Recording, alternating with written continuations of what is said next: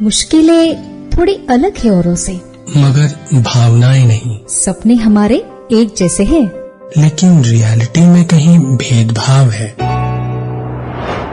राहों में उतार चढ़ाव तो आते हैं, लेकिन हमराही हमेशा साथ निभाते हैं। रेडियो मधुबन 90.4 FM पर सुनिए कार्यक्रम हमराही, दिव्यांग साथियों की कहानी, जिंदगी का साथ निभाने की ये है खास कहानियाँ। सिर्फ रेडियो मधुबन 90.4 FM पर रविवार शाम 5 बजे सुनते रहिए, मुस्कुराते रहिए। हमराही हमराही।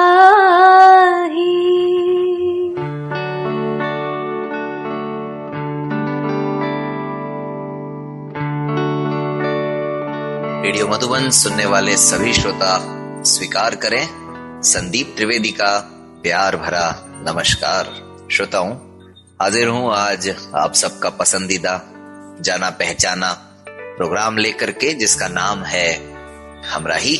और मैं ये भी जानता हूं कि पिछले कुछ समय से यह प्रोग्राम आप रेगुलरली नहीं सुन पा रहे हैं, लेकिन साथ ही साथ जब मैं ये जानता हूं तो ये भी कह सकता हूं कि कोशिश यही रहेगी कि आगे इस तरह की असुविधा आप सबको ना हो।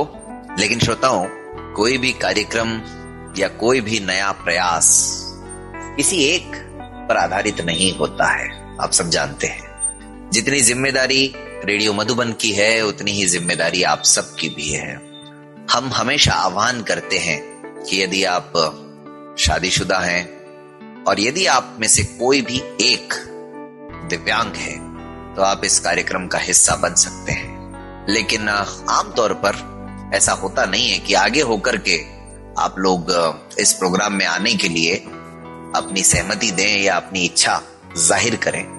तो आज एक बार फिर से इस प्रोग्राम के माध्यम से आप सबसे यही आह्वान किया जाता है कि आप लोग अगर चाहें, आपकी कहानी कुछ अलग है, आप समाज को कुछ बताना चाहें, तो इस कार्यक्रम में जिसका नाम है हमराही, हमेशा आप सबका स्वागत है। और हमराही कार्यक्रम भी केवल एक से नहीं होता है। हमराही कार्यक्रम में भी हम जीवन के जो दो महत्वपूर्ण पहिए हैं, यानी पति और पत्नी दोनों, उन दोनों को ही आमंत्रित करते हैं और किस प्रकार उनका जीवन चल रहा है, कैसे उन लोगों के जीवन में एक दूसरे से मिलने का सफर प्रारंभ हुआ और उसके बाद पूरा हुआ, बस यही सब जानने समझने का प्रयास हम लोग हमराही के माध्यम से करते हैं। और फिर कहीं कहीं ये भी देखने में आता है कि समाज और परिवार कहाँ खड़ा होता है।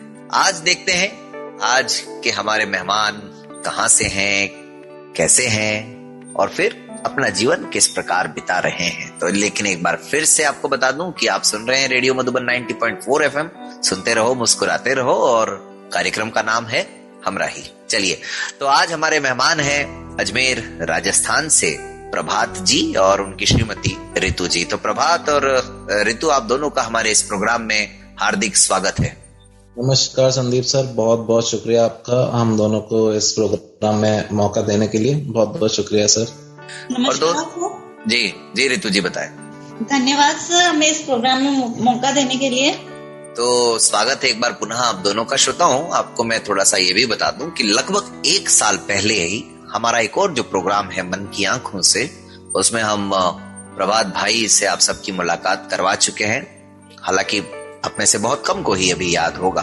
प्रभात भाई दृष्टिबाधित हैं और उनकी श्रीमती रितु जी दृष्टिवान हैं। तो आज इनकी कहानी बड़ी इंटरेस्टिंग होने वाली है, लेकिन उसके लिए आप सबको हमारे साथ अगले 1 घंटा बने रहना है।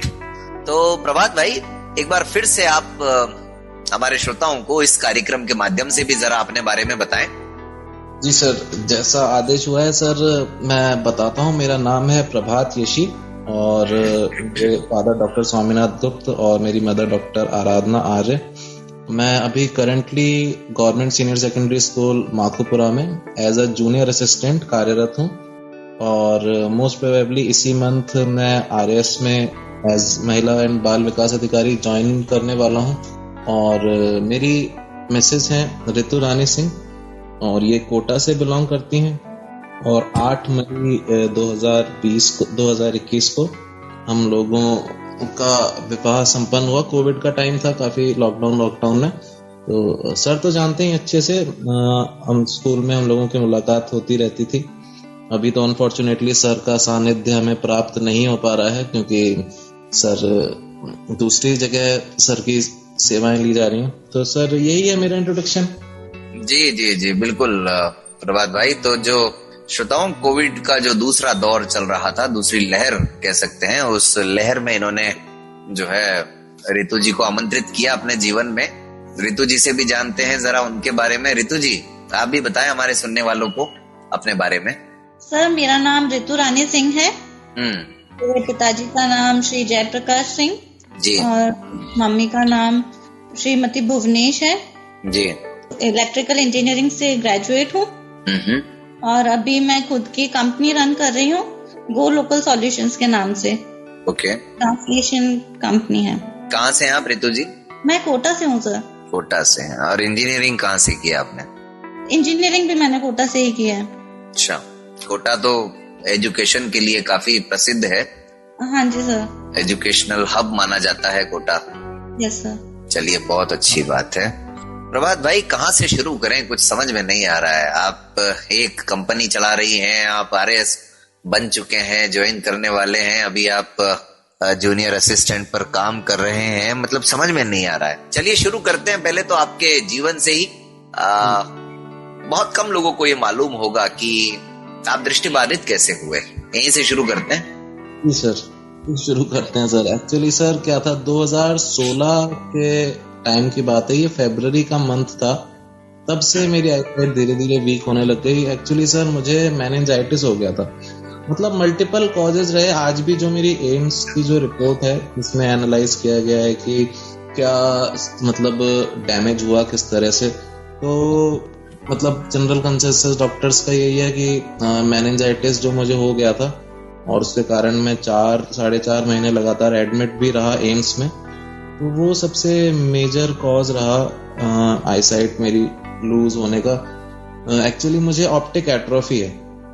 तो कई श्रोता जानते होंगे जो खुद इस समस्या से जूझ रहे हैं कि इसमें क्या आइज, रेटिना, आइरिस सब ठीक होता है, लेकिन जो ऑप्टिक नर्व है जो आइज को ब्रेन से जोड़ती है, उसमें सूजन आ जाती है और फिर वो डैमेज हो जाती है कई जगह से। तो मुझे मेनिंजाइटिस हुआ, उसके बाद से ही मुझे ये समस्या होने लगी। और ये एकदम से नहीं था, धीरे धीरे मेरी आईसाइट कम होती गई और डॉक्टरों ने कह भी दिया था कि इसका कोई इलाज है भी नहीं, और आप हेल्दी खाएं, अच्छा खाते रहेंगे तो कुछ चांस है कि भाई जितनी है बची रह जाएगी। और एक्चुअली सर हुआ तो ये था कि मेरी जो डॉक्टर थी दीपा दास, उन्होंने मेरी मदर को कह दिया था कि इसके बचने के भी चांसेस 50-50% ही हैं। 2016 में? जी सर। अच्छा, जी जी, बताएं, आगे बताएं। कि मेनिंजाइटिस हो जाता है, मस्तिष्क का बुखार होता है। तो मेरी पूरी स्पाइनल कॉर्ड में भी दर्द रहता था, और गर्दन और कंधे सब जगह मतलब असहनीय दर्द रहता था। और मेरे 3 बार तो मेरा स्पाइनल कॉर्ड का भी ऑपरेशन हुआ है। काफी निशान है पूरी स्पाइन पे पीछे, उसमें से सेरेब्रोस्पाइनल फ्लूइड निकाला जाता था। तो कुछ पता नहीं था सर कि क्या हो जाएगा मेरे संग। मेरे पैरों में भी, स्पेशली जो मेरा लेफ्ट वाला लेग है, उसमें भी कमजोरी है, और पैरालिसिस भी हो सकता था सर। मेनिंजाइटिस के बाद कुछ भी हो सकता था, और अनफॉर्चुनेटली ये हुआ कि आइज पे सबसे ज्यादा असर पड़ा। फिर भी भगवान का शुक्रिया है सर कि मैं काफी चीजों का आवाज कर लेता हूँ। कोई चीज का मूवमेंट होता है तो मुझे तुरंत पता चल जाता है। मैं वही उसी पर आ रहा था कि आज अगर आपसे कोई पूछे कि आपको कितना दिखाई देता है जी, तो आपका जवाब क्या होगा? सर इसको जनरली लोग मेरा जवाब एक्सपेक्ट करते हैं परसेंटेज में, लेकिन परसेंटेज में जवाब देना मेरे लिए इसलिए मुश्किल है सर क्योंकि टेक्निकली सवाल परसेंटेज का नहीं है, सवाल परसेप्शन का भी है यहाँ पर प्रभात भाई। सर परसेप्शन तो ऐसा है कि देखिए जी, लैंग्वेज में देखा जाए तो सर 100% मुझे नहीं दिखता है। ओके। एक्चुअली मेरे विजन में ये है कि मेरे आंखों के आगे सर जैसे एक तरह की एक झिल्ली है, एक मतलब कोई एक्चुअल फिजिकल झिल्ली नहीं, लेकिन जिस तरह से मैं देखता हूँ दुनिया को वो मैं बताता हूँ आपको कि जैसे बहुत ही महीन जाली है और उसके मेरा वही, मैं थोड़ा सा और यहाँ पर अपने क्वेश्चन को थोड़ा सा मतलब बढ़ा देता हूँ कि आपको कोई देखे कि आप अच्छे से चल रहे हैं, काम कर रहे हैं, आ रहे हैं, जा रहे हैं, ऐसे में वो आपसे पूछेगा यार आपको तो दिखाई दे रहा है, तो आप उसको आपका जवाब क्या होगा? मेरा जवाब ये होगा सर कि ये इंटेलिजेंस पे भी डिपेंड करता है व्यक्ति की। मैंने ये देखा कि सर देखिए, मेरे सामने अगर कोई किताब रख दे, किताब नहीं पढ़ सकता मैं, ना मैं बिना टॉक बैक और इनके कंप्यूटर ऑपरेट कर सकता हूँ। और जिस पर्सन का मैंने कभी फेस नहीं देखा उसको मैं बिल्कुल कभी भी नहीं पहचान सकता। यहाँ तक कि सर जो मुझे शक्लें याद हैं वो 2016 से पहले की याद है। जब वो मेरे सामने आती हैं तो मुझे वही शक्ल याद आती है जो मैंने 2016 से पहले देखी थी। मेरी सिस्टर के लिए भी ऐसा ही। तो लेकिन ये है कि हाँ, वो लोग मेरे सामने मूव करते हैं तो मुझे अच्छे से पता चलता है। कई बार मैं ये कंफ्यूज हो जाता हूँ हाँ कि सामने वाला मेल है कि फीमेल है, लेकिन ये तो सर आप अच्छे से जानते हैं कि सिर्फ विजन से ही आदमी महसूस नहीं मैं सवाल ये है प्रभात भाई कि मैं तो जानता हूँ, लेकिन ब्लाइंडनेस इतना कॉम्प्लिकेटेड मैटर है कि कई बार लगता ही नहीं है कि ये ब्लाइंड है, कई बार ऐसा लगता है कि ये ब्लाइंड है और वो होता नहीं है। तो इस सिचुएशन में लोगों के अंदर कंफ्यूजन बड़ा हो जाता है। जी सर, ये आपके साथ भी हुआ होगा, और हर खासकर जो जिनको थोड़ा बहुत दिखाई देता है उन लोगों के साथ ज्यादा इस तरह की चीजें होती हैं। जी सर। तो वही जी बताया, इसको सिर्फ एक डॉक्टर ही समझ सकता है। अब जनरल पब्लिक कैसे समझ सकती है इस चीज को, क्योंकि they would have to walk in my shoes to actually feel what I see. मैं किसी को बोल के ये एहसास नहीं करा सकता, मुझे नहीं लगता। नहीं, ये सवाल केवल आपका नहीं है प्रभात भाई, ये हम ओवरऑल परसेप्शन पर बात कर रहे हैं। जी सर, वही, क्योंकि मैंने ये पढ़ी चीजें इस तरह की, मैं एनालॉजी देखता रहता हूँ कि एक ब्लाइंड व्यक्ति को जिस तरह से आप कभी ये नहीं समझा सकते कि रेड कलर कैसा होता है या येलो कलर कैसा होता है। आप दुनिया की सारी फिजिक्स, फिलॉसफी, सब साइंस लगा दीजिए, लेकिन आप कभी उसको ये एहसास नहीं करा सकते कि रेड कलर कैसा होता है, जिसने बचपन से रेड कलर नहीं देखा है। और यही बात इस चीज पे भी लागू होती है कि एक ब्लाइंड व्यक्ति भी सामने वाले को नहीं बता सकता कि उसको किस तरह से महसूस होता है, किस तरह से उसे दिखता है। ओके।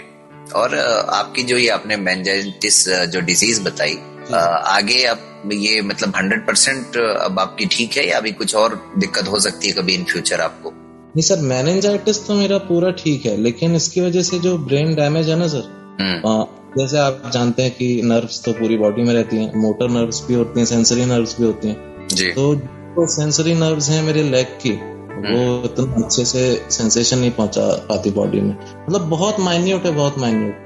तो ये सब परमानेंट डैमेज हो चुका है। बाकी जैसे ये है कि आई साइट है, जो ऑप्टिक नर्व है मेरी, उसमें भी परमानेंट डैमेज है। जैसे मैं यहाँ गया था ये दुर्लभ जी में, सबसे पहले मुझे डॉक्टर ने ये चीज बोली थी कि ये इनक्योरेबल है, अभी तो इसका कोई भी क्योर नहीं है, और आप किसी भी ऐसे वैद और जो नीम हकीम होते हैं इनके चक्कर में मत पड़िएगा। और एम्स में मेरी डॉक्टर वो न्यूरोलॉजिस्ट हैं, मैं किसी आई साइट वाले को नहीं दिखाता हूँ, आई साइट वाले विजन टेस्ट करते हैं बस, बाकी मेरा इलाज न्यूरो का ही होता है। तो उन्होंने भी मुझे बोला कि अभी इसका कोई क्योर नहीं है, क्योंकि ये नर्व सेल्स पे डिपेंड करता है। नर्व सेल्स तो होते हैं यूकैरियोटिक, तो प्रोटीन सिंथेसिस नहीं होता सर, तो वो रीजनरेट नहीं हो सकते जब तक स्टेम सेल थेरेपी ना दी जाए। तो मेरी डॉक्टर अभी कनाडा चली गई, उन्होंने मुझे यही बोला था कि स्टेम सेल रिसर्च अगर आगे बढ़ती है तो मैं खुद आपको इन्फॉर्म करूंगी और इन फ्यूचर।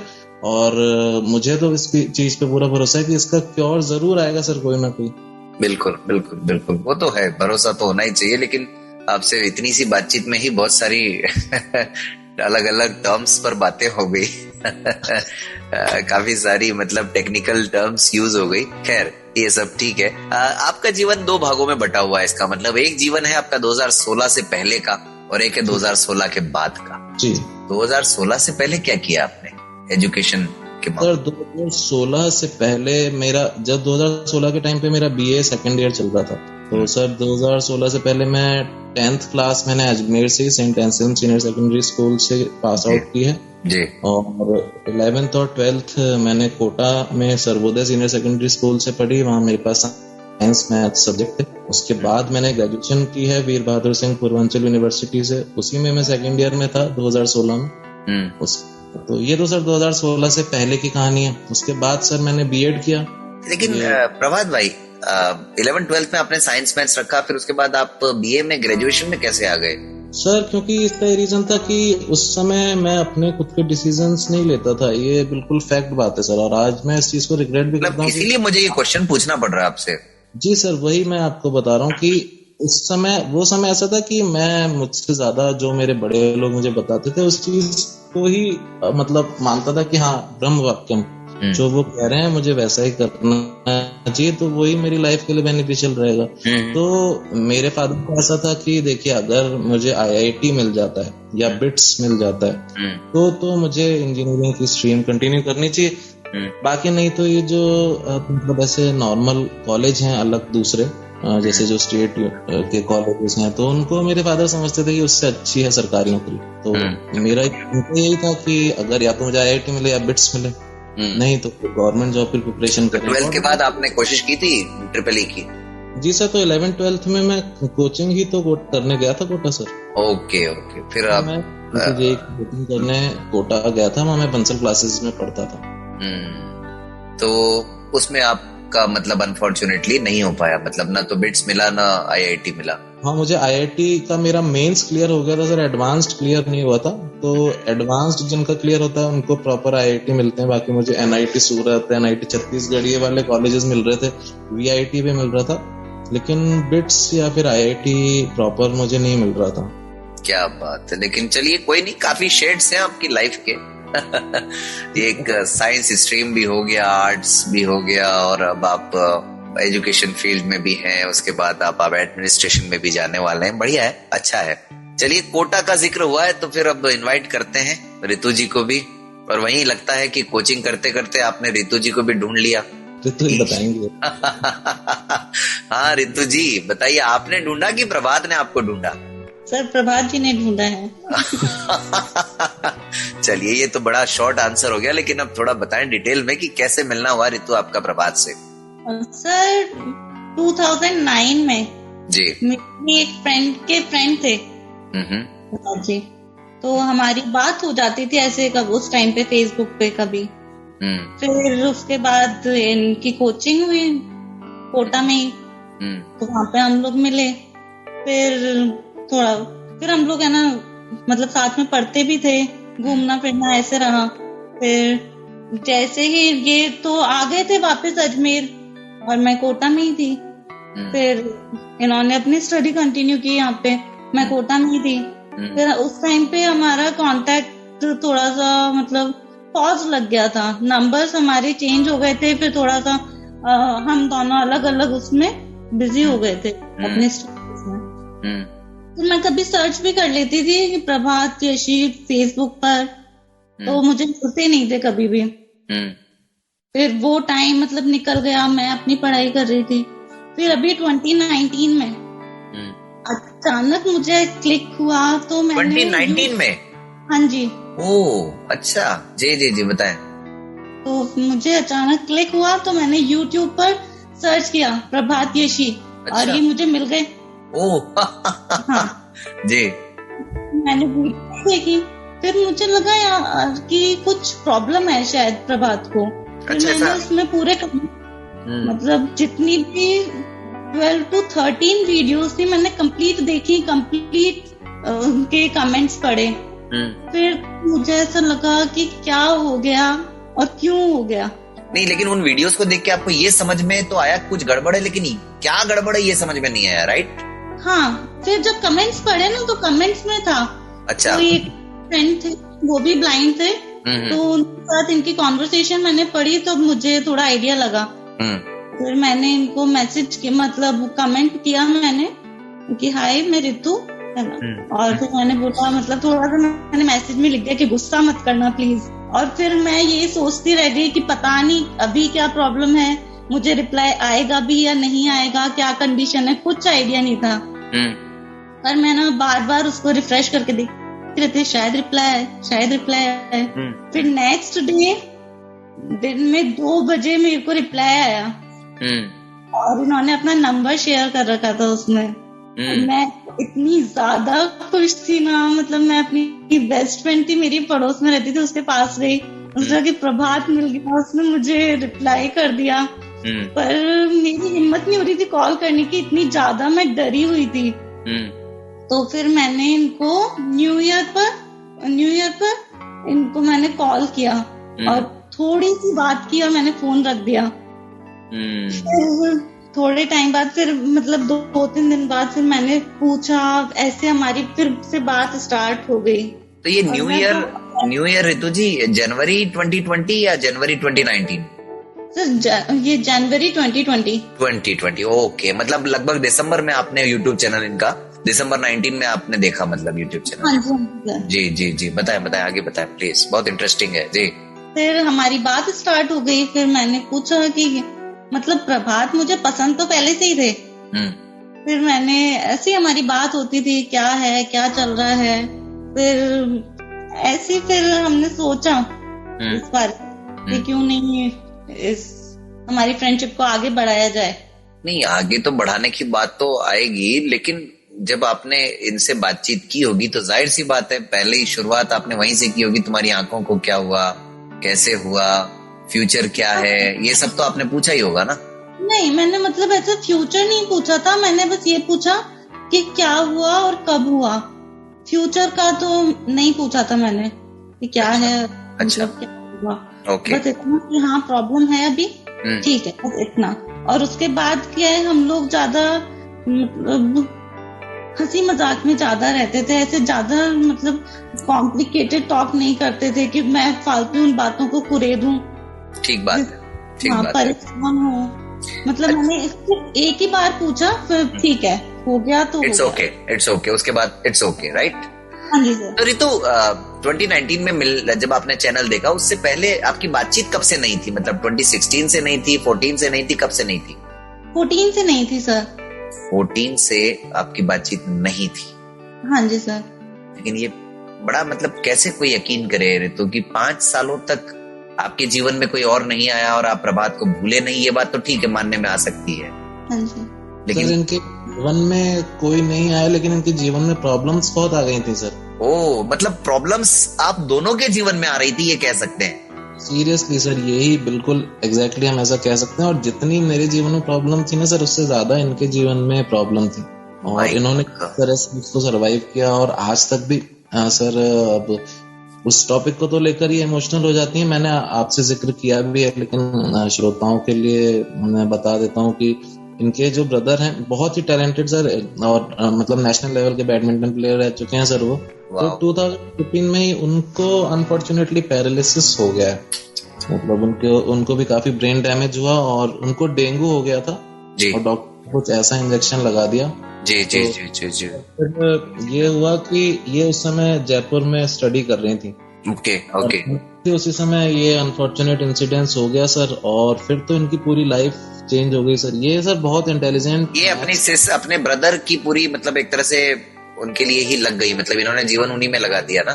बिल्कुल सर, ये आज तक भी यही है सर कि मतलब इतना सर, वो तो कह रहा कोई इनके संग रहे तब वो समझ पाएगा कि कितना ज्यादा इनको अटैचमेंट है अपने ब्रदर से। जैसे कि एक छोटे बेबी को हम पालते हैं ना सर बचपन से, तो 14 से इन्होंने उस तरह से अपने भैया को पाला, जबकि वो इनसे बड़े हैं 4 साल।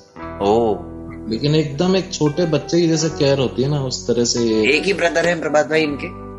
जी सर। उनका कुछ है आगे, मतलब रिकवरी कुछ हो सकती है या नहीं? बिल्कुल सर, उनकी रिकवरी तो पॉसिबल है। और उनके सर मैं तो ये देखता हूँ कि जितनी रिकवरी उनकी हो पाई है ना, वो भी ऋतु के और इनके फैमिली वालों के। क्या बात है, वाह! मतलब रिकवरी हो तो रही है, बहुत बढ़िया, वेरी 4 महीने तो सर वो कोमा में थे, वो बोलते तक नहीं थे, उनके मतलब फूड पाइप लगा हुआ था जी। और बस एक तरह से मतलब जो कंडीशन होती है ना कि ब्रेन एक्टिव है, बस बाकी पूरी फुल बॉडी पैरालाइज। और लेकिन इन लोगों ने रोज इनकी फिजियोथेरेपी करा के, अभी तक इनकी फिजियोथेरेपी चलती है रोज। मैं भी जब भी जाता हूँ तो रोज सुबह आती है फिजियोथेरेपिस्ट, और हर तरह का टॉनिक और पूरा मतलब सब कुछ दे के, और आज इस कंडीशन में है वो कि वो खड़े होने लग गए हैं। क्या बात है, वाह, ग्रेट। श्रोताओं, आप सुन रहे हैं रेडियो मधुबन 90.4 FM और आज प्रोग्राम हमारा हमराही, और इसमें हमने आज इनवाइट किया है प्रभात जी और ऋतु जी को। दोनों ही अजमेर में रहते हैं और दोनों ही मल्टी टैलेंटेड हैं और दोनों ही अपनी अपनी लाइफ में पूरी तरह से सेटल्ड हैं। प्रभात भाई, आपको नहीं लगता कि मतलब मुसीबत से निकल करके इंसान का जो व्यक्तित्व है, इंसानियत और निखर जाती है? ये तो बात है सर, रंग लाती है ना पत्थर पे पिस जाने के बाद। क्या बात है, वाह वाह वाह, जी जी जी, बहुत बढ़िया, बहुत खूब, बहुत खूब। ऋतु। हाँ जी सर। मतलब ये तो मतलब सुनते सुनते ऐसा लग रहा है जैसे कोई फिल्मी कहानी की तरह हो, लेकिन आप लोगों ने जिया है इस सबको, उस दौर को आप लोगों ने देखा है। हाँ जी। और मैं समझ सकता हूँ कि प्रभात से मिलने के बाद आपको कितनी खुशी हुई होगी, और वो आपने बताया भी। फिर शादी के डिसीजन तक कैसे पहुंचे? सर शादी का डिसीजन ऐसा था कि इन्होंने मुझसे पूछा, मतलब ऐसे पूछा कि तुम केयर कर लोगी क्या? और एक बात ये भी है कि प्रभात को भी नहीं मालूम होगा आपके जीवन में जो कुछ हुआ वो। हाँ जी सर, इनको भी नहीं पता था। नहीं पता था, ओके। जी कंटिन्यू हुई कि शादी तक तो इस तरह से पहुंची सर कि 24 अक्टूबर का दिन था। 2020 का 2020 का, हाँ 2020 का 24 अक्टूबर। ठीक तो है, मतलब एनिवर्सरी मानते हैं सर। वो भी है सर, UN डे, यूएनओ की स्थापना भी हुई थी सर, तो मेमोरेबल डेट है। तो उससे पहले सर हमारी बात, और भाई साहब उसी के आसपास आपको कोविड भी हुआ था, जहां तक अगर मुझे याद आ रहा है तो।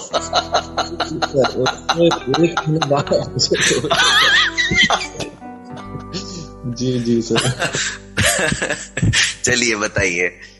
तो सर यही था कि उससे हमारी बातें तो सर 2019 के दिसंबर से ही शुरू हो गई थी, मतलब 2020 के जनवरी से। जी जी जी जी। और काफी कुछ हम लोगों का ऐसा कुछ नहीं था कि हमारे पास कोई नई बात हो। मैं 2009 में मैं 9th क्लास में था, टीनेजर थे आप लोग, बिल्कुल। तो तब से जानते हैं सर हम एक दूसरे को। और जैसा कि मुझे कहती हैं हर बार कि मैं ना रग रग से वाकिफ हूँ आपकी, तो लेकिन वो बीच में 5 साल जो गैप हुआ तो उसकी भरपाई जो है अब शादी के बाद हो रही है। जी जी। तो जो भी गैप था तो वो सब तो हमने 1-2 दिन में बातें करके सब समझ गए कि हाँ उसकी लाइफ में ये हुआ है, मेरी लाइफ में ये हुआ है। और मतलब ये सर आप जैसे ऋतु से कभी मिलेंगे तो ये ना बहुत ही ज्यादा हंसमुख प्रवृत्ति की है। अभी तो क्या है, जैसे थोड़ी घबराई हुई है, नहीं तो ना तो बस हंसना और हंसाना। तो हम लोग ऐसा कोई सीरियस मैटर डिस्कस ही नहीं करते थे, बल्कि सर जैसे आपने देखा होगा कि ना मेरी थोड़ी आदत है कि मतलब जिसको कैसे कहते हैं ना, ज्ञान देने की। मैटर पे कुछ ना कुछ पूछती रहती थी लाइफ के में, तो मैं कुछ चीजें इसको बताता रहता था। उसी बीच में सर इस तरह की बात हुई थी कि लाइफ पार्टनर कैसा होना चाहिए। तो जो मैंने पढ़ा था वही मैंने फॉरवर्ड कर दी नॉलेज आगे कि भाई पार्टनर ऐसा होना चाहिए जो बॉयफ्रेंड मटेरियल भी हो और हस्बैंड मटेरियल भी हो। और मैं दिल की गहराई से बताऊं कि at the back of my mind सच में मेरे दिल में ये बात थी कि मैं की तरफ ही इशारा कर रहा हूँ। चाहता नहीं था कि मतलब हमारी दोस्ती खराब हो। मेरे दिमाग में हमेशा रहता था कि अगर इस तरह के हम आगे बढ़ेंगे इस तरह से कुछ, तो जो हमारी इतनी दोस्ती है तो वो उस पर कहीं कोई लांछन न लग जाए। क्योंकि सर वो टीनेज का टाइम होता है सर, लेकिन हम एकदम ऐसे इतने पवित्रता से रहे सर उस समय भी। फिर भी मेरे माइंड में थी ये बात और मैंने इनको यही चीज बोली। और मतलब आज भी मुझे महसूस होता है कि ये मेरे दिमाग का जो गार्डन है वहाँ ये वॉक करती है, क्योंकि जो मैं कहना चाहता हूँ ना वो मुझसे पहले कह देती हैं। मैंने जैसे ही कहा ना कि हस्बैंड ऐसा होना चाहिए कि वो हस्बैंड मटेरियल भी हो, बॉयफ्रेंड मटेरियल भी हो, तो उन्होंने कहा कि वो तो फिर तू ही हो सकता है। लेकिन प्रभात एक बात बताओ, जब बीच में बातचीत बंद हुई, बीच में ये तुम्हारी आइज का प्रॉब्लम हो गया, तो तुम कितना मिस कर रहे थे ऋतु को? देखो ऋतु सामने इसलिए मत बोलना, ऑनेस्टली बताना। ऑनेस्टली सर ये था कि मैं मिस तो बहुत करता था। कभी सोचते थे तुम कि यार ऋतु काश दोबारा मिलेगी कि नहीं मिलेगी, क्या होगा, या अगर कोई मिले तो ऋतु जैसी हो, ऐसा कुछ आता था माइंड में? सर अब इतने सारे चैप्टर खुलेंगे ना सर इस चीज में तो कि मुझे लगता है 3-4 घंटे चाहिए होंगे सर। सोचता बेटा गया भी था, मैं अभी चला गया था मेरी आइज खराब होने के बाद भी। वो तो सर फिर ऐसा है कि क्या उधर जाया जाए, लेकिन ये हमेशा एक दिमाग का एक कोना। लेकिन नहीं ढूंढ पाए, कुल ना कि आप इनको ढूंढ नहीं पाए, आपने कोशिश बहुत की। हाँ सर, क्योंकि मेरी कंडीशन भी ऐसी थी कि मैं ढूंढ सकता भी नहीं था, और नहीं थे। मतलब ब्रेन का एक कोना हमेशा ऋतु के लिए रिजर्व था। कभी भी कोई मुझसे पूछता था कि यार बेस्ट फ्रेंड, तो तुरंत एक दिमाग में जो नाम आता था वो था ऋतु। और ऐसा मैंने कभी नहीं सोचा कि कोई ऋतु जैसी आए, क्योंकि मुझे पता था कि उसके जैसी कोई है भी नहीं, तो आएगी कैसे।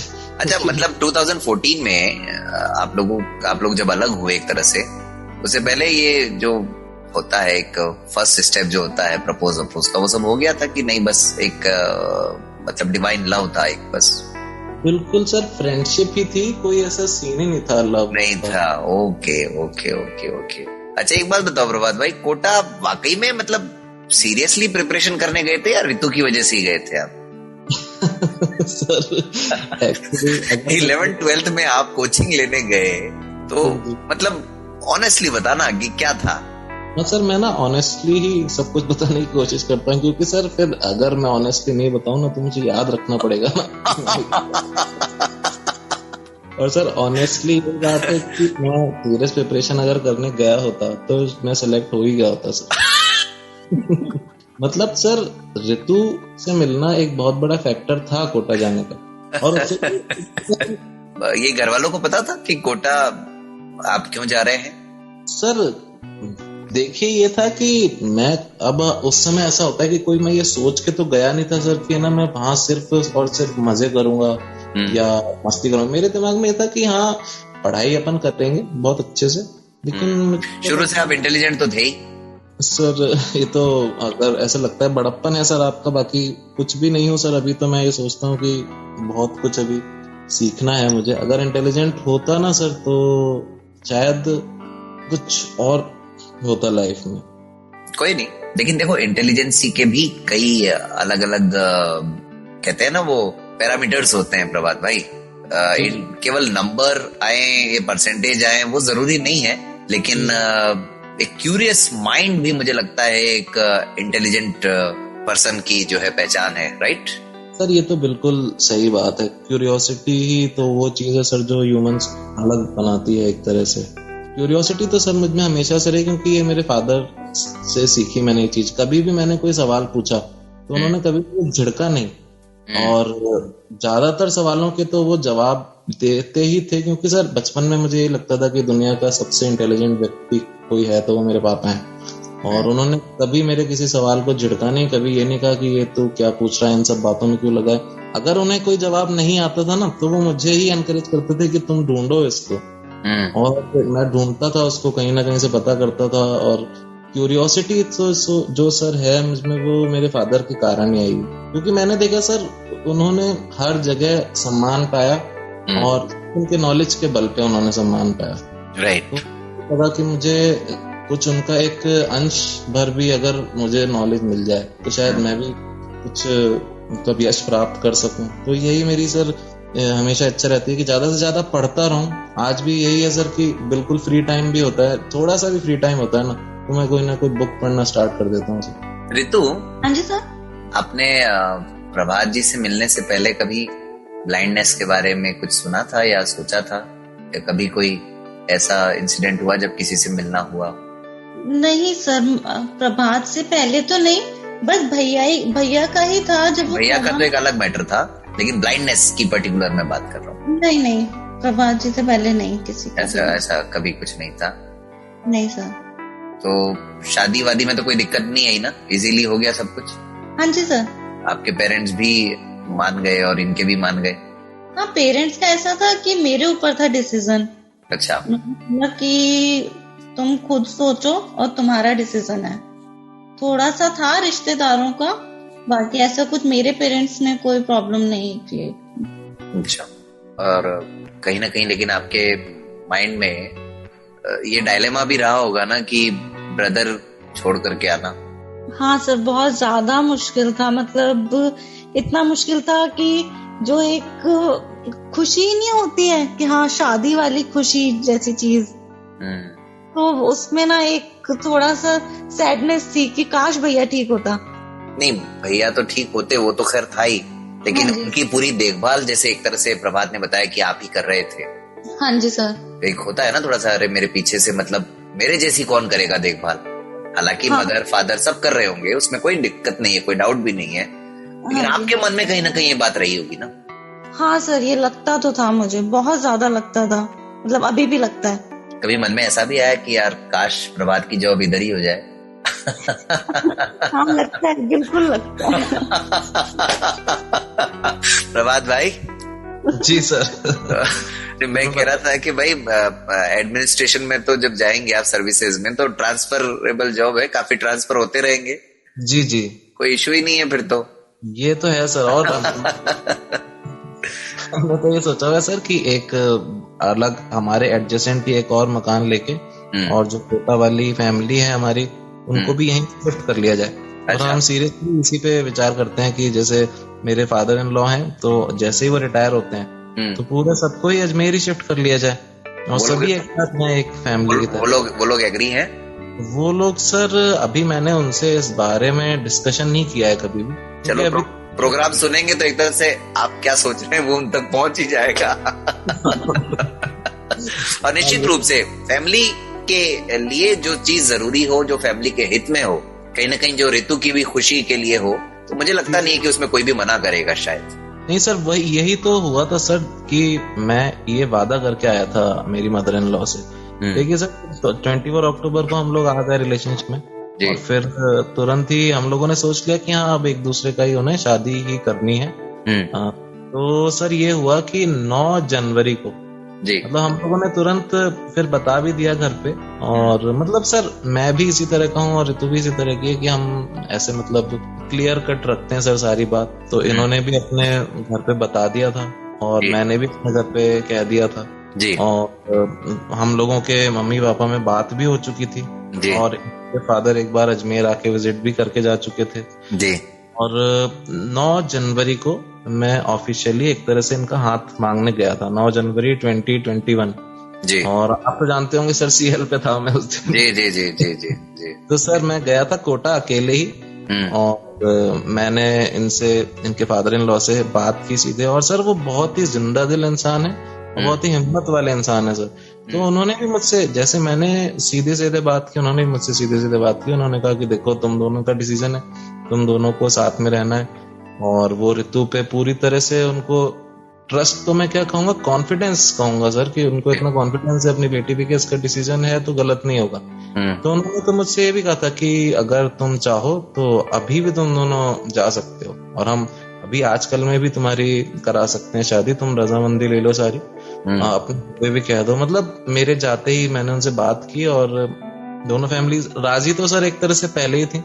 लेकिन जो मैं इंसिडेंट्स बताना चाह रहा हूँ वो ये है कि इनकी जो मदर है, मेरी मदर इन लॉ, वो थोड़ी सी चिंतित थी। उनके मन में यही था कि भैया काफी बीमार है और ऋतु तो सर एक तरह से मतलब मैं क्या बताऊं कि बैकबोन जीवन जी सर, बैकबोन एग्जैक्टली। तो वो मुझे अलग से मतलब कमरे में लेके गई थी, वहां मैं भी था, ऋतु भी थी और मदर इन लॉ थी और उनकी आंखों में आंसू थे। तो मैंने उनसे वादा किया था, मैंने उनसे कहा था कि मम्मी जी देखिए, आप बस आपका एक कहना होगा और ऋतु नहीं आ जाएगी और जितने दिन इसको वहां रहना है उतने दिन वहां रहे। मैं कभी भी ऐसे कोई भी ऐसे मतलब वो नहीं लगाऊंगा नियम कि भाई तुम मत जा, या तो मतलब भैया हमेशा फर्स्ट है।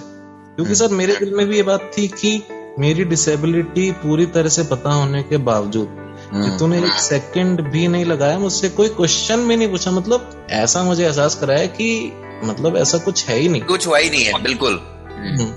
तो सर एक तरह से मैं बहुत ज्यादा ग्रेटफुल था और आज तक भी मैं ग्रेटिट्यूड फील करता हूँ उस चीज का। तो सर मैं यही सोचता था कि ये तो मेरी बहुत ज्यादा मतलब धृष्टता होगी कि अगर मैं ऋतु को किसी चीज से रोकूं। तो मैं वहीं वादा करके आया था अपनी मदर इन लॉ से कि आपको कभी इस तरह की परेशानी नहीं आएगी और हमारी पूरी फैमिली भी आपके साथ है।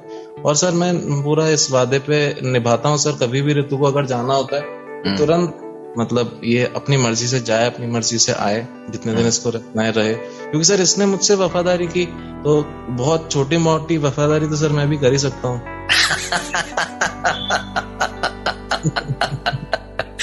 नहीं बिल्कुल वो ये दोनों के प्रति एक दूसरे का प्यार है और जो डेडिकेशन है आप दोनों का, और एक तरह से रिलेशनशिप में जो प्योरिटी है मैं ये कहूंगा वो बताती है, और ये बहुत जरूरी भी है। अच्छा है, मतलब आप दोनों की कहानी बड़ी इंटरेस्टिंग है, फैमिली का कोई मैटर ही नहीं है। लेकिन प्रभात एक बात है, रितु को, चलिए रितु में मैच्योरिटी थी या जो भी कहें, उनको पता था या उन्होंने सोचा कि नहीं ये ब्लाइंडनेस वाइंडनेस कोई मैटर नहीं होता, लेकिन इनकी फैमिली में शायद किसी ने तो कहा होगा कि रितु तुम कैसे मतलब करोगी आगे हैंडल।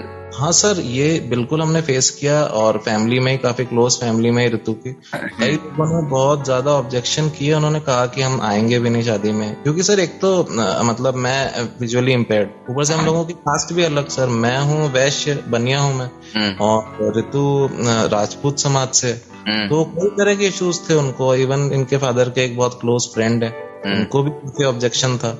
लेकिन मैं तो सर धन्य मानता हूँ ऋतु को, तो खैर वो तो मैं पहले बता चुका, लेकिन उनके फादर को मैं बहुत वो समझता हूँ सर कि वो अपने डिसीजन खुद लेते हैं, और सब लोगों की बातों को दरकिनार करते हुए उन्होंने कुछ सुना ही नहीं किसी की कोई भी चीज। क्योंकि थोड़ा आपने बिल्कुल ठीक कहा कि ये जो डिसेबिलिटी का इश्यू तो था ही, लेकिन कास्टिज्म का भी आप लोगों के केस में था। जी सर, हमारी तरफ से तो नहीं था सर, क्योंकि हमारे समाज को फॉलो करते हैं, तो हम तो कास्ट या इवन रिलीजन तक को भी कोई बैरियर नहीं मानते। लेकिन तो की कम्युनिटी में थी ये चीज। और सर मैं बताना चाहूंगा कि मैं फक्र से नहीं कह रहा ये बात, लेकिन जो बात है मैं वो बता रहा हूँ कि पहले जो लोग हमारी उस पर ऑब्जेक्शन करते थे हमारी शादी पे, तो आज वही लोग हमें सर और मैम करके बुलाते हैं और हमसे कहते हैं कि हम आपके घर आना चाहते हैं। नहीं, मैं कुछ और सोच रहा था। ये तो बहुत अच्छी बात बताई दी आपने, लेकिन कई लोगों ने जैसे कहा ना कि हम आपकी शादी में इवन मतलब शामिल भी नहीं होंगे, तो आप लोगों ने जो वो बिल्कुल कोविड का एक्सट्रीम जब दौर चल रहा था तब शादी की कि हम भी तुमको नहीं बुलाएंगे, तुम क्या नहीं आओगे।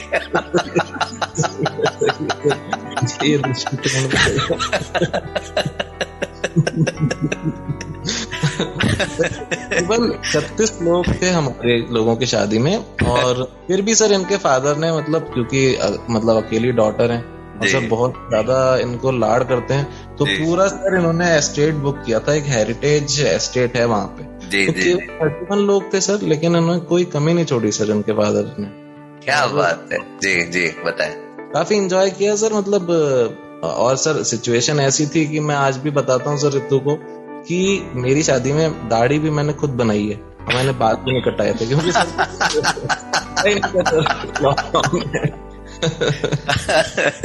सही है, बिल्कुल सही है। ये कोविड का प्रभाव था वो। लेकिन ये भी मतलब अनफॉरगेटेबल रहेगा आपके लिए पूरी लाइफ में। ये चीजें भी ऐसी रहती है ना, जबरदस्त। जी सर, ये तो है। और कई मजेदार इंसिडेंट्स हुए सर। अभी शादी का हमारा एल्बम 2-3 दिन पहले ही आया है हमारे पास, तो बेटियों के मास्क लगे हुए हैं सर फोटो में। हाँ, क्योंकि उस समय तो भाई साहब मतलब एक घर से कोई दूसरे घर में जाने को तैयार नहीं था, मतलब वो सिचुएशन थी उस समय। बिल्कुल सर। इवन जो मेरी हल्दी का प्रोग्राम हुआ है उसमें मेरे खुद के चेहरे पे मास्क लगा हुआ है, मैंने मास्क लगा के ही हल्दी लगवाई थी। और हमारी जो बस गई थी यहाँ से अजमेर से, उस पे पूरे में पोस्टर लगे हुए थे कि ये शादी के लिए जा रही है बस। कोई रोके नहीं है। ये भी देखिए बड़ा जबरदस्त एक एक्सपीरियंस है। तो आजकल कैसी चल रही है आप दोनों की लाइफ, ये बताइए। आजकल तो सर मतलब मैं यही सोचता हूँ कि इतना खुश मैं कभी नहीं रहा मेरी लाइफ में। अच्छा। टाइम पर जब मैंने ये सोच रखा था, वही 2016 से 19 का पीरियड, मैं सोचता था कि शादी मैं नहीं करूंगा कभी, और मैं जो भी कुछ अर्न करूंगा वो सिर्फ मेरे लिए होगा, और मैं जिस तरह से जीना चाहता हूँ मैं उस तरह से जीऊंगा, और मुझे कोई पार्टनर चाहिए ही नहीं। मतलब सर एक तरह से ये था कि मेरे मन में गुस्सा था बहुत। उस समय मैं दुखी नहीं रहता था सर, मुझे गुस्सा आता था कि ये क्यों हुआ, मेरे संग ही क्यों हुआ। तो सर लेकिन जब से ऋतु आई मेरी लाइफ में सर, मैं सोचता हूँ कि ये पहले क्यों नहीं हुआ। मतलब जीना तो सर अब शुरू किया है मैंने, मुझे ऐसा लगता है। हर मेरी चीज में ये साथ रहती हैं, मेरे हर डिसीजन में ये साथ रहती हैं। और जैसे मेरी मदर भी इनको कभी कभी कहती है मजाक में कि ये तो अंधभक्त है हर्षित की।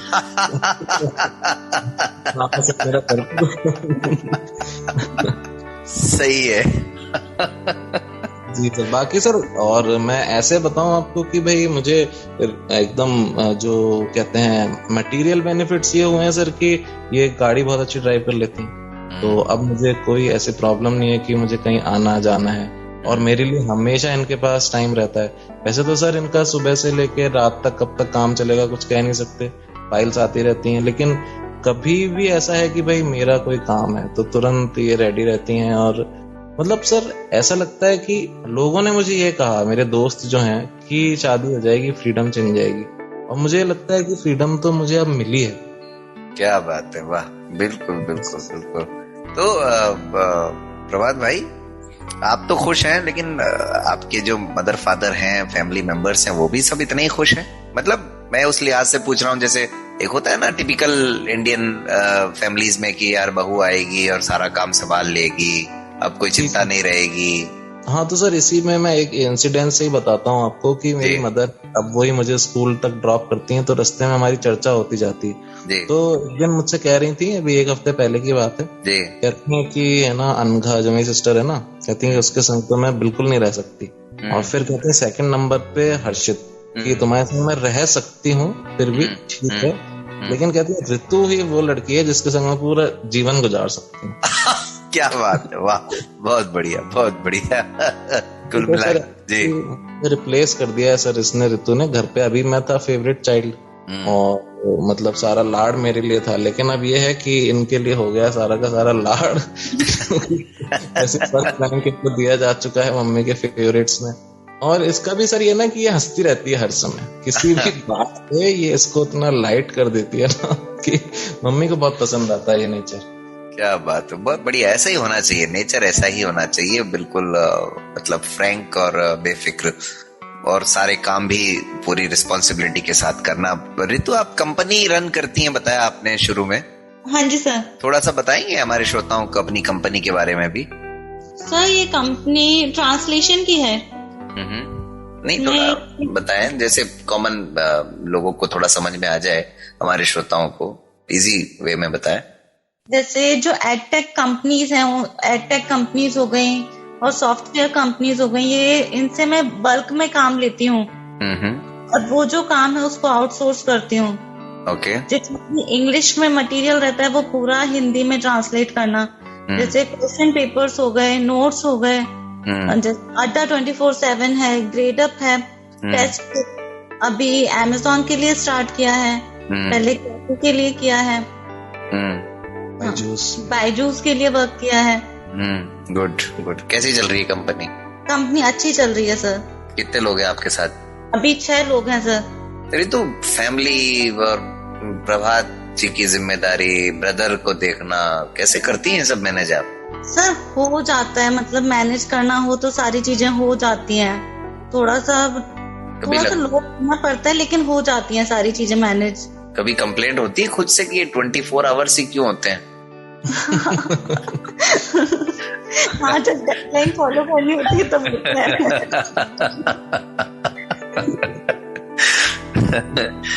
लेकिन इस बीच में आप दोनों अपने एक दूसरे के लिए वक्त निकालते हैं कि नहीं? बिल्कुल निकालते हैं सर। निकालते हैं? हाँ जी।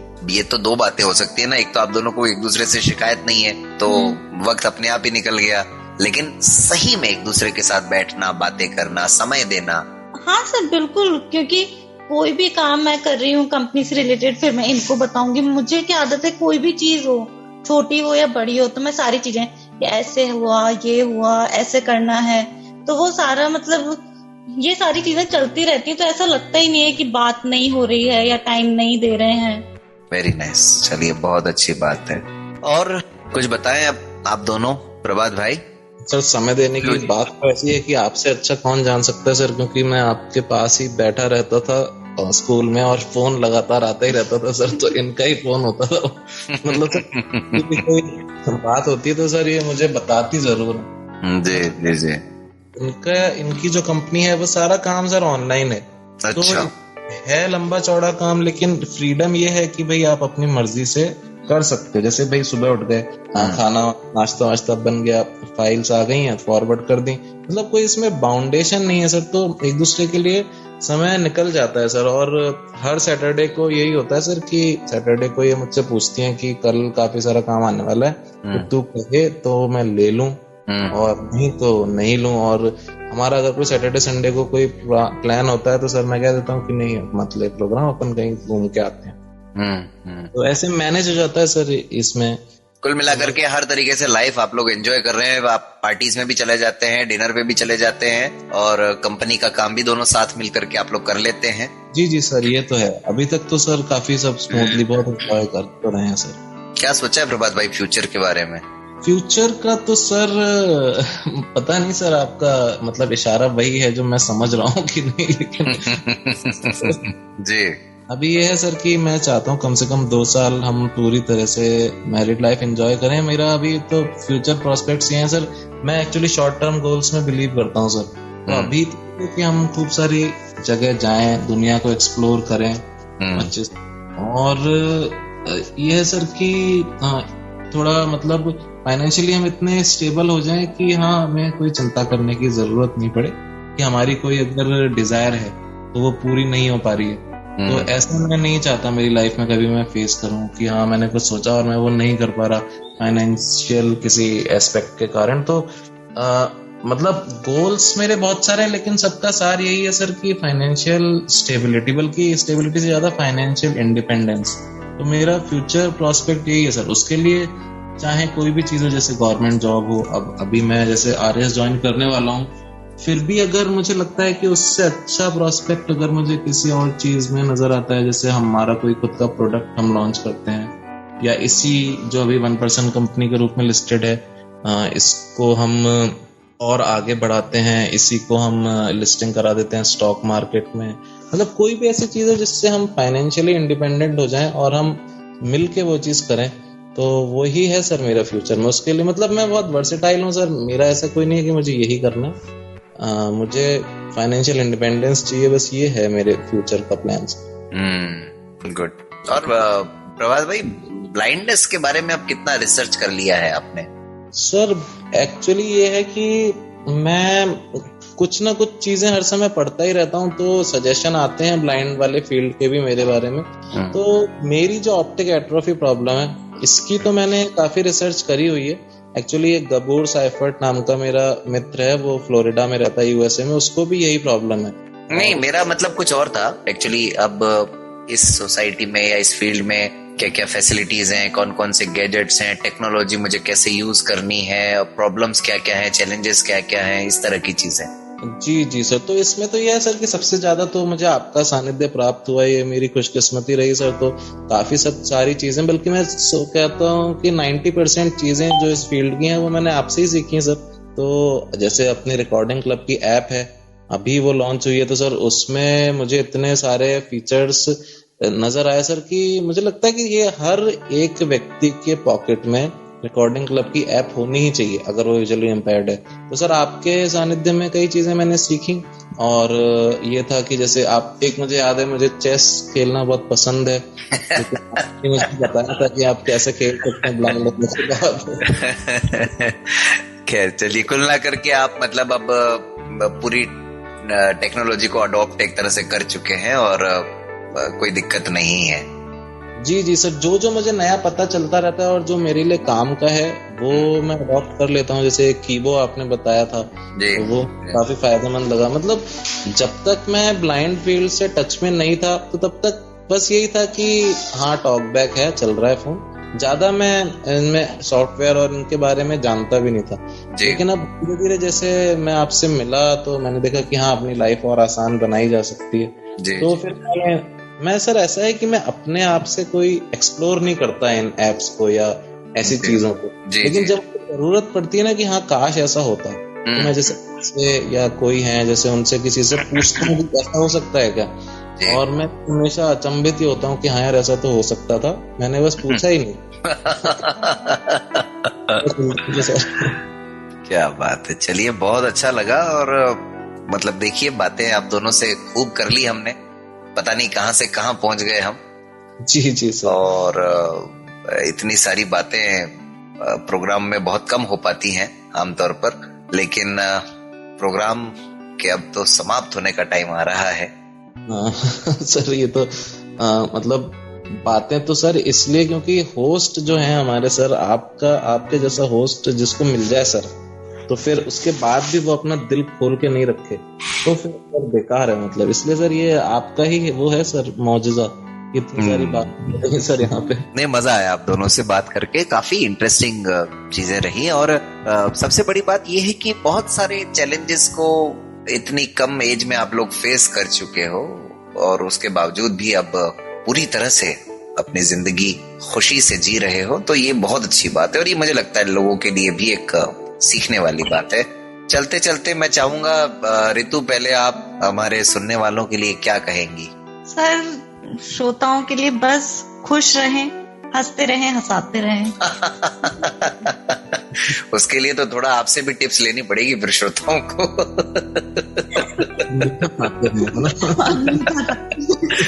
अच्छा, मीठा भी खाते रहें, क्या बात है। मीठा बहुत पसंद है सर ये भी। अरे क्या बात है, वेरी गुड। और प्रभात भाई, आप हमारे श्रोताओं को, चूंकि आपने भी बहुत सारा अपने जिंदगी में उतार चढ़ाव देखा है, क्या कहेंगे सुनने वालों को? सर अभी इंस्टेंटली आप पूछ रहे हैं तो एक ही चीज मुझे याद आती है कि एक लाओ त्सु एक फिलोसफर हुए हैं चाइना के, टाओइज्म के प्रवर्तक।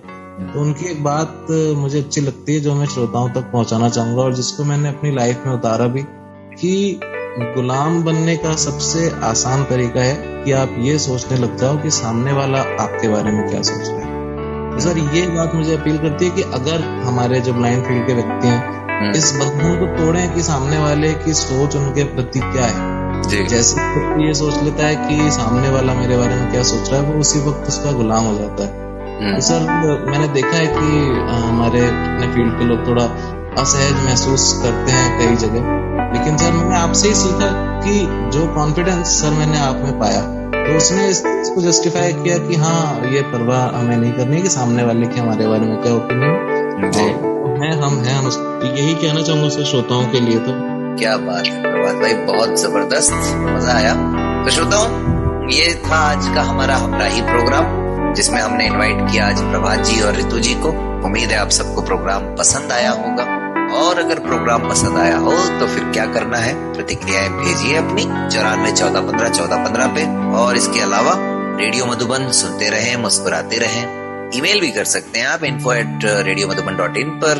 हमारा ऐप भी अवेलेबल है प्ले स्टोर पर रेडियो मधुबन के ही नाम से, जहां 24 घंटे 7 दिन आप रेडियो मधुबन से जुड़े रह सकते हैं। इसके अलावा जो मैंने शुरू में कहा था कि आप सबका इस प्रोग्राम में स्वागत है, आपके बिना ये प्रोग्राम अधूरा है।